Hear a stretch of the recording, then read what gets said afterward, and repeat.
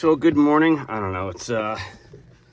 I guess it's Wednesday. We just finished up the holiday weekend, Labor Day. I've been traveling, moving boats. We had a hurricane roll through last week, ish.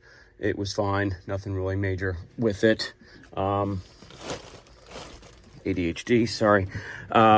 So anyway, today we are going to install a test system using this heat exchanger right here. And what I'm going to do is I'm going to do a closed loop system for all of my air conditioners, this one and that one, and then the one that's above here. And then there are like 7 that are throughout the boat. Even though we have the electrosea and it works great and we are dealers for them. So if you guys need an electrosea installed or want to get pricing on it, please give us a call. They're awesome units. They create basically a chlorine in the water, which prevents any buildup of barnacles and grass and anything else, keeps all your lines nice and clean. We still sometimes have some problems with pressures and high pressuring, especially up on the pilot house and everything else. And it does get clogged still a little bit just with random stuff rolling through. There's just a lot of hose. And it's salt water that I'm running through all my coils. And on top of that, we've got a lot of silt and sediment. So that's also part of the problem.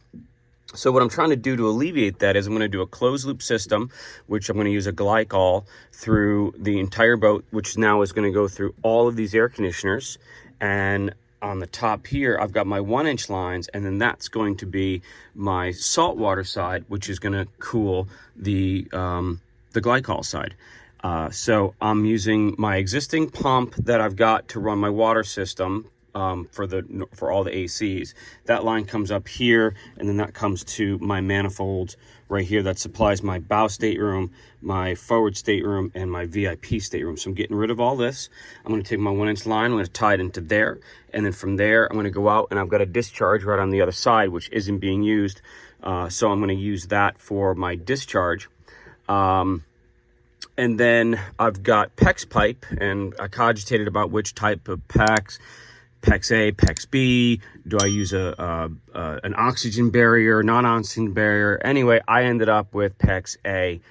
It's a little bit bigger. It's a little bit easier. I've worked with it many times in the past. I'm not all that worried about oxygen penetrating into my system, so I don't really care too much about it. If you were doing like a radiant heat or something like that, you'd care a little bit more.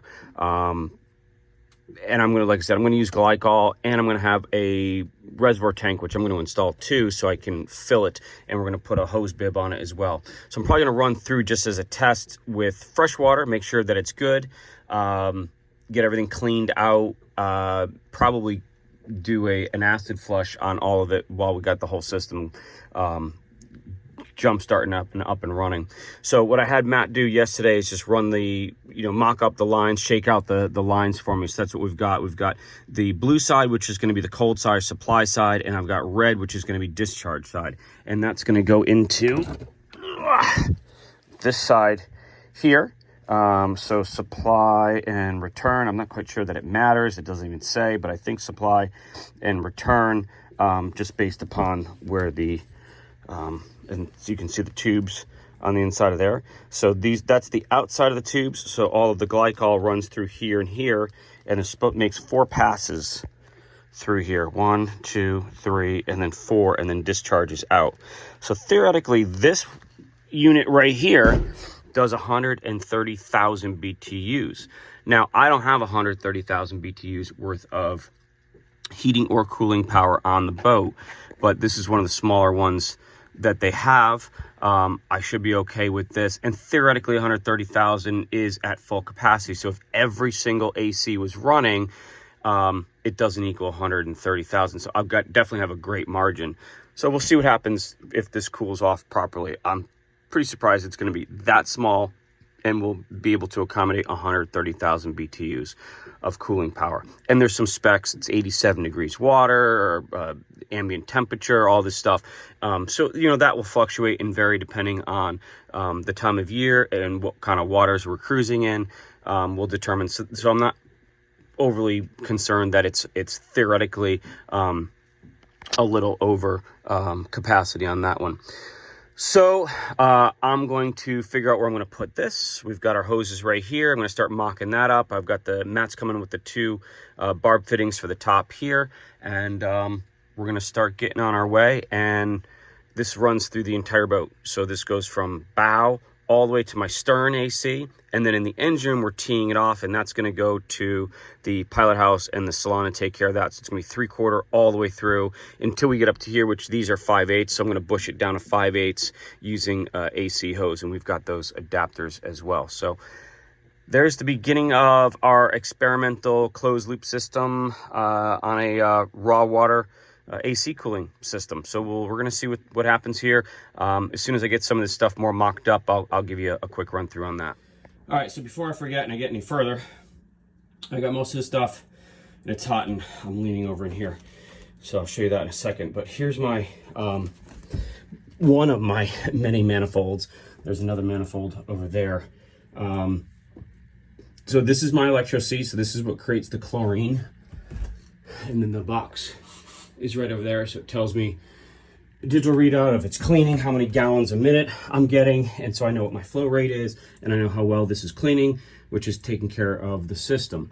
So now I'm bypassing this, which this line right here, which I just disconnected, and I disconnected the line off of there. That went right into this manifold, which then supplied all of that. And then that one went all the way up forward to my generator room, and that's where the new heat exchanger is going to go. So I've got to put that onto there and bypass all of this stuff. And as you can see, Matt mocked up. There's some PEX pipe there, and then going up for the salon and pilot house. So I'm going to work on that next. I brought the pump down. I have two pumps in here. I've got a backup, but I don't think I'm going to use it. I think it's too big for the closed loop system. So might take it out and just put the other one in here, and then run that PEX pipe down into here, keep everything in the bilge.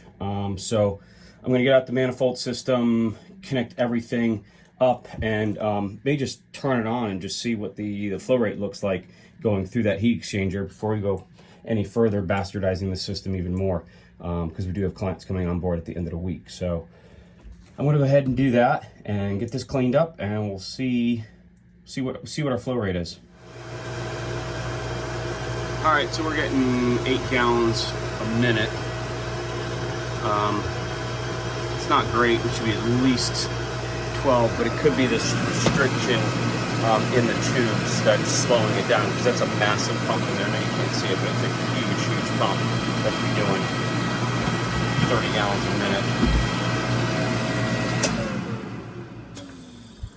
You'll never guess. The bronze fitting we just got, the Graco fitting, has a crack in the side of it right at the elbow. Of course it does. I thought it was the hose that was leaking. No, it's got a crack in it, and it's gushing water out the side of the... America. Perfect. Once again, a $5 part has destroyed our entire operation. No, that's bronze. That's more like $30. Okay, great. Well, that's wonderful news. Yeah. Thank you. All right, so we're shutting that down. We're never back down to 0. Now that Matt's got a light in there, I'm going to rip all this crap out, and I think we're okay, so we'll just continue on getting this stuff tied in. All right, so we've got all of our supply lines here and discharge lines here. Supply and return that goes up to that discharge right there for the raw water side.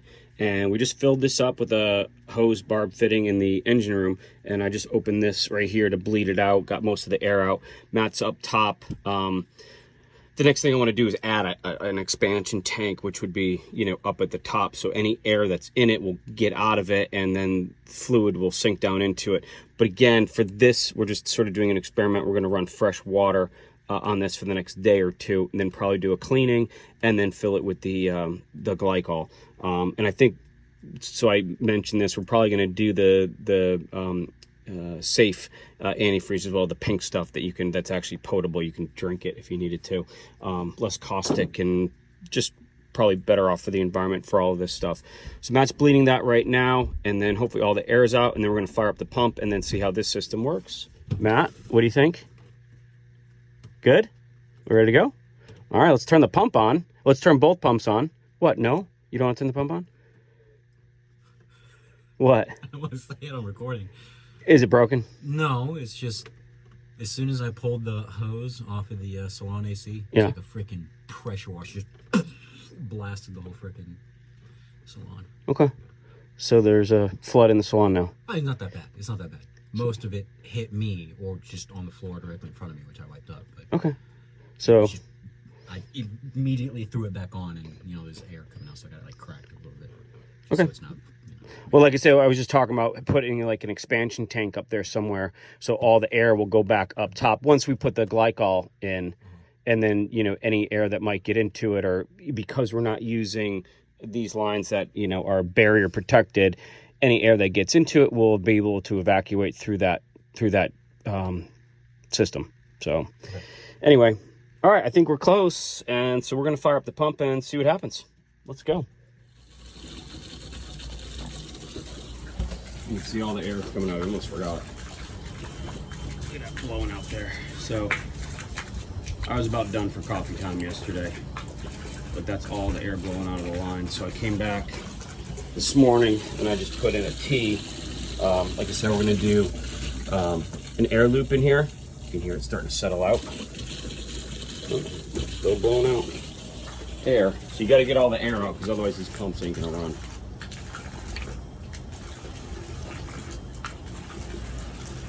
And now I just turned the pump on to get that circulating, so all that stuff will go through. And I restricted this so I'm not blowing out all of the water that's in there, and I still have the water on down below. Restrict that a little bit more.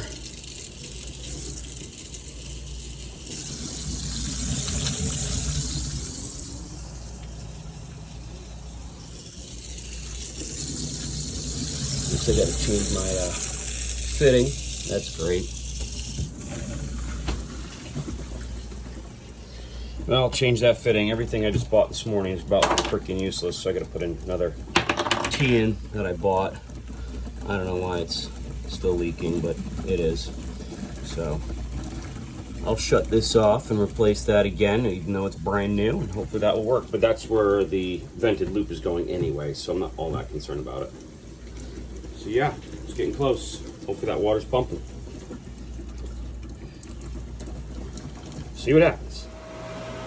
All right, so I'm not getting much video lately because we've just been inundated with stuff. I'm trying to do a closed loop system. This should be pretty simple. It's not working out the way I want. It's not exchanging the heat the way it should be. I used to have the pump right there. We put it in the generator room, so we've got the manifold before and then again after of the suck and the supply side of the pump, thinking that that was going to be a problem. Theoretically, if it's in the loop, it should just do the same thing. I got 10 gallons. It's no problem on the saltwater side coming out, but it's just not cooling. One of the things, we were here until 10 o'clock last night. I think I lost 20 pounds of sweat. I'm sweating again. And I've got chartered in about an hour, so I'm gonna do this quick. But these lines are getting really, really hot. So I don't know. I'm kind of at a loss. I mean, do we need to put another circulating pump in to get it going faster? This is 3/4 inch pipe. That's what the heat exchanger is. Do we bush it up, bush it down? Theoretically, these lines that I had going up to the pilot house, and which I'm redoing right now, I just put my manifold back in because I got clients coming on board. I got to get air conditioning. So back in the master back there, we didn't take away that pump or anything else. That was running autonomously to begin with. So we put that all back. So at least we have master working, which takes care of the hallway and stuff like that. So what I'm going to do is split the system up. I put my manifold back in, so the pump is running forward to the heat exchanger, which will hopefully do the 3 lower units, and then I'm going to put this back on, which is already connected up, and I'm going to cut out all of this. So I'm going to do an open loop again. So this is my discharge for the pilot house. I've got to disconnect that and drop it to there, and then I've got to disconnect that and run another water line up for the separation of my supply for my pilot house and my salon, and then have it tied to there and there. I don't know if you caught that, but we've been here a long time. I don't know.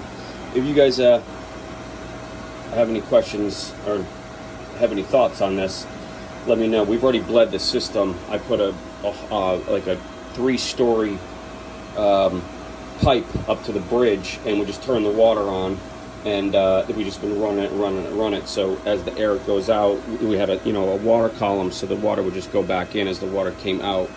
It looked pretty clean this morning when we came in. I let the pump run all night. I'm doing something wrong, obviously, because it's just not transferring heat quick enough. And I don't know if I've got the restrictions in the lines, but again, I'm only working with 3/4. I don't know. But for now, it's still going through the electrosea, so I'm going to plumb back in the supply in the return for the 2 ACs up in the salon in the pilot house, and then have them discharged here. I've already done everything in the generator room, so that's a wrap on that. But I mean, if you have any thoughts, please let me know. I gotta go back to the drawing board on this one. It's not doing what it should be doing, or as well as it should be doing. That's for sure. Okay, I got charter in an hour, and then we're gonna be back on this maybe. Hopefully, we can just get it up and running for the weekend, and then we'll revisit next week. So I'll try and post it between now and then. So if you guys know something or know, hey man, you're doing this wrong. I mean, my brain is fried on this one, it shouldn't be this difficult. But anyway, let me know in the comments. Thanks, guys. Okay. So Matt, let's talk about why we haven't posted anything in weeks. Because we've been bashing our head against this closed loop AC system for the better part of the entire week now. Yeah. So, I mean, we've had also I've done a lot of training, a 48-foot Katie Kurgan, whatever the heck it is, single screw, little bow thruster, neat little boat. Kind of lots of fun to run because I don't normally run single screw. So I've been training him all week as well. Been going pretty good there. He said the other day that he started having fun, and so I took that as a statement of this is getting too easy. So the last couple days he's wanted gin and tonics every time he's come back to the dock. So been doing that AC system over on Neverland. We've been dealing with that. We found out that was a switch, a float switch, which you don't get any codes on that. So we fixed that, and lots of other stuff, lots of charters and stuff. Anyway, so this is probably going to be at the front of the video because the back side of the video is just bad. So what did we learn? Tell me about what you learned on a closed loop system as opposed to an open loop system, which is an atmospheric system, which is just literally just a pump running, sucking and blowing water out the side of a boat. What we tried to do is a closed loop system for the actual, all of the cooling, and I showed you guys some of that, and there's one of the AC units. God, just nothing works right. Anyway, so go ahead, Matt. Tell me what we learned. What did we screw up? Because we have to admit we screwed something up. Everything. Yeah. I think the first bit of the project we were getting held back because we had too many T's conflicting with each other. So we'd have flow come in through one side of the T, but then flow come in on the other side of the T, and then that just created a lot of turbulence and made the pump lose a lot of its potential to move water. Putting Y's down would have been better. But we can't get Y's. We don't make them anymore. So then we transferred everything into, rather than having T's laid out throughout the boat, we moved every single supply and every single discharge for all of the ACs back down into the generator room where the pump is itself. So the only T's where the water has an opportunity to ever mix with each other or have to split from anywhere is all in one place rather than spread throughout the entire boat. And we increased the volume. We thought, let's increase the volume of that as well. So we went from 3/4 inch PEX, which is really 5/8 inside, and then you add the PEX fitting onto that, it reduces it even more. Mm-hmm. So we used 1-inch PVC. I don't know where you're going. We used 1-inch PVC. So we went from the old manifold, which is made up of the very same PEX that the rest of the system is using. But I mean, you probably can't see inside it as a camera. Like Dave was saying, every single time you put one of these T's in, you reduce the effective inside diameter of all of the PEX. And having that as a manifold trying to feed, there's actually one missing, trying to feed 5 different lines, or have 5 different, because this is the discharge, have 5 different lines feeding into this to then go to the heat exchanger, just wasn't working out.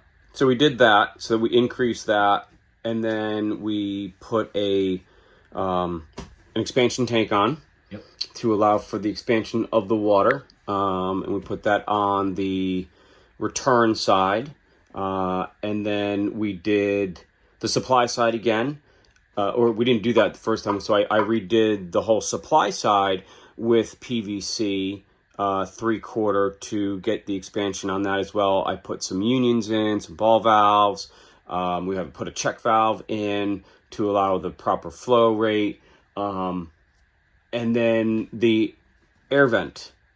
The other issue we're having is as soon as you get bubbles in a closed loop system, it just ceases to function.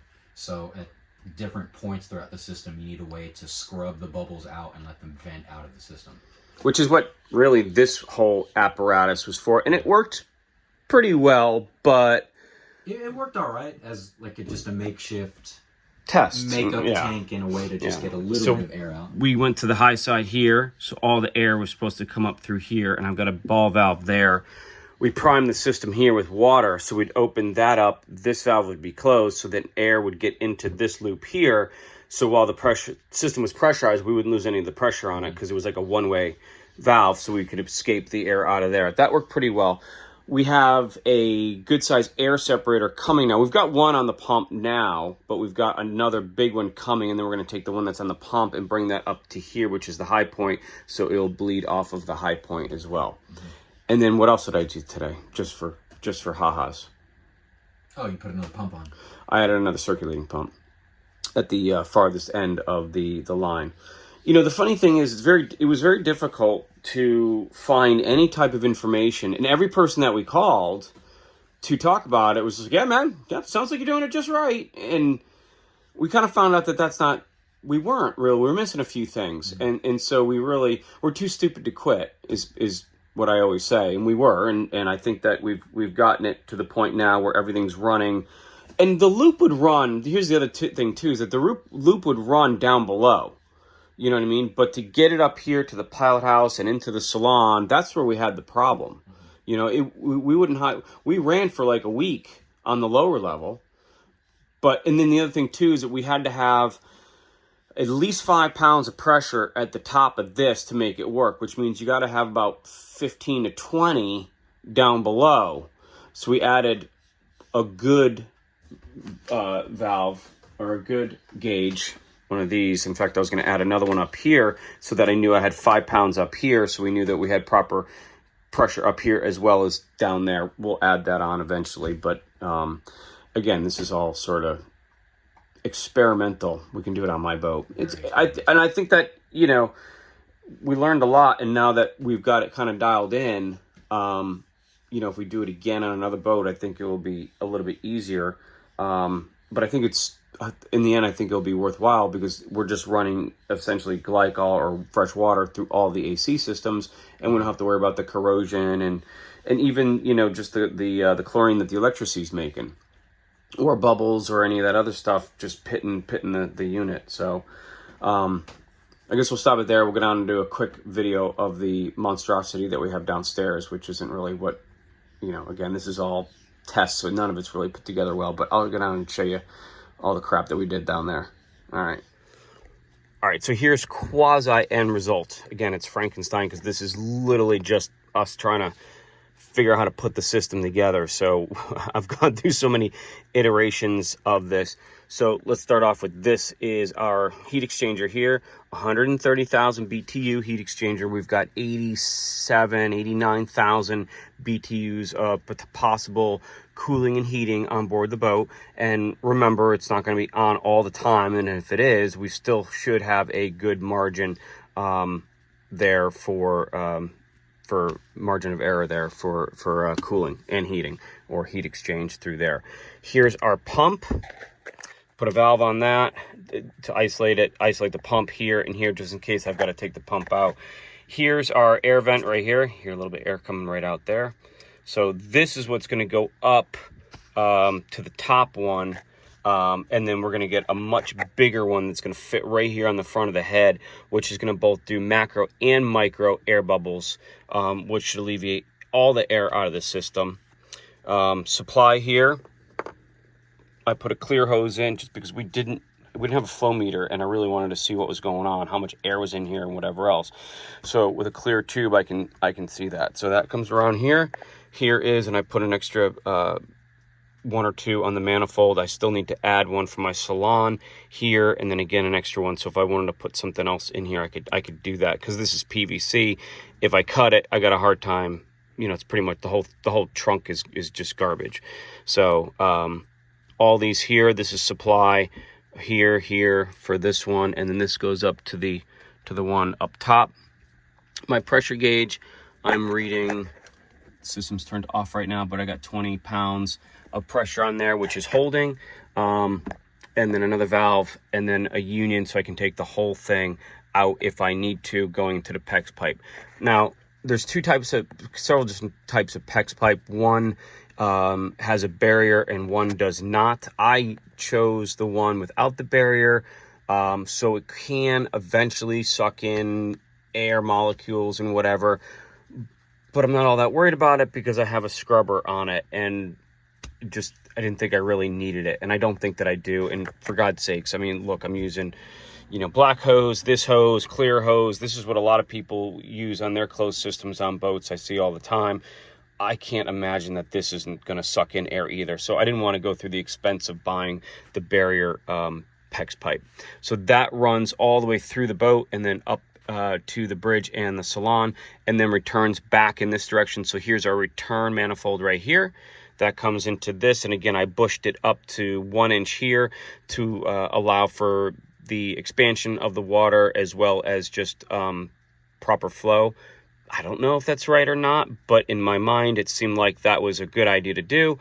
So then we came here, and then it comes back into your heat exchanger here, from here, back over into the pump, and that's our loop.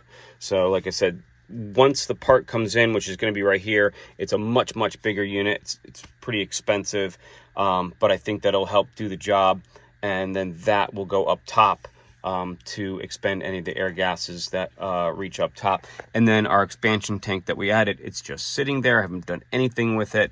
Again, this is proof of concept here, and you can see that it started off with 25 pounds pre-charged. We brought it back down because we're only running 15 to 20 on here. So I wanted to bring it down a little bit so we had some better expansion and contraction out of that. So that's our system. That's what we've been working on for a really long time.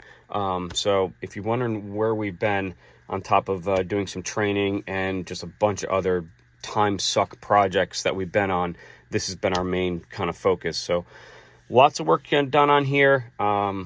If you guys have any questions or comment about what we did wrong or what we could do better, please let us know. I'm not exactly well versed on closed loop systems. We've learned a lot, but almost there. It works, so that's cool. Maybe we can do this on another boat that we're having problems with, but I wanted to do it on Southern Comfort first because it's my boat and I can make these mistakes and invest the time into it and understand what's going on and what's happening and figure out how to alleviate that. So anyway, thanks for watching as usual. If you guys haven't liked us, please like us, subscribe, all that stuff. We do appreciate it, and all the comments as well. So thanks a lot, and see you guys soon.